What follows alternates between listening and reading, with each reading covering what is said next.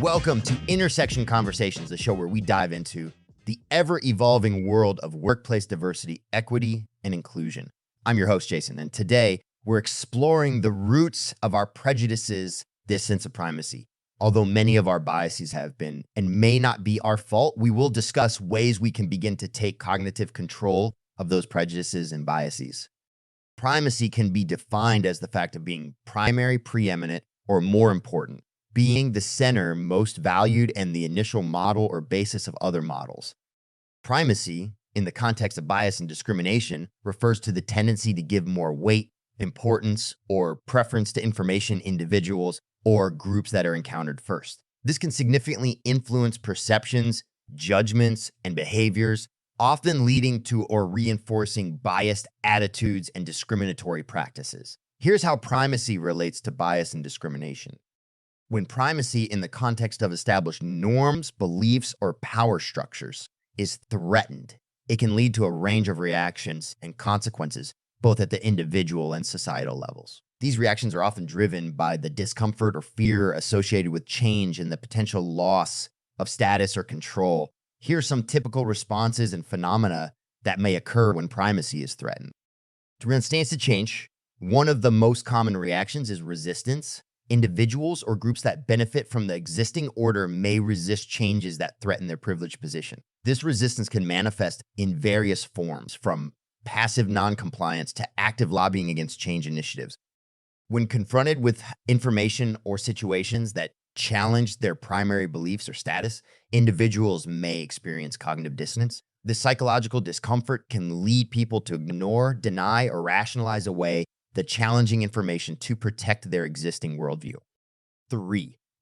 Breast of primacy can lead to backlash from those who feel their status, identity, or beliefs are under attack. This can result in increased polarization, social tension, and in extreme cases, incidents of harassment or violence against groups perceived to be responsible for the change.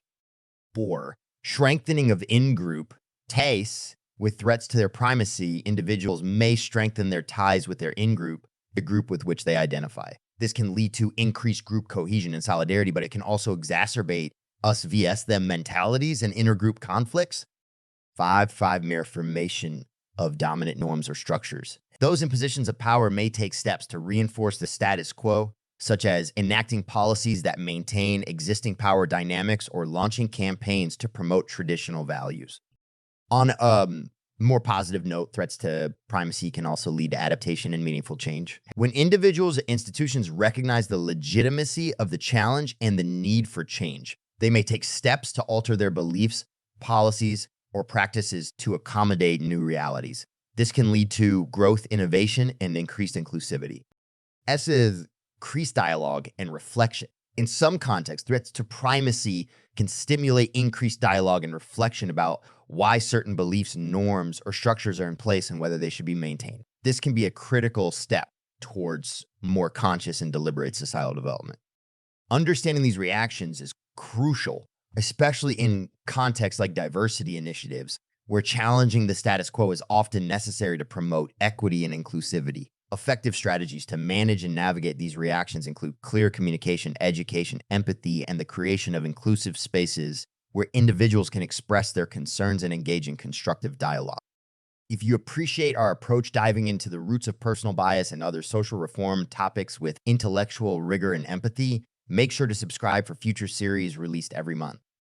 And please subscribe and share so we can continue to empower you to use your voice. See you in our next session as we continue conversations, equipping you with tools to challenge patterns that are enabling oppression through unconscious bias and prejudice. Be well.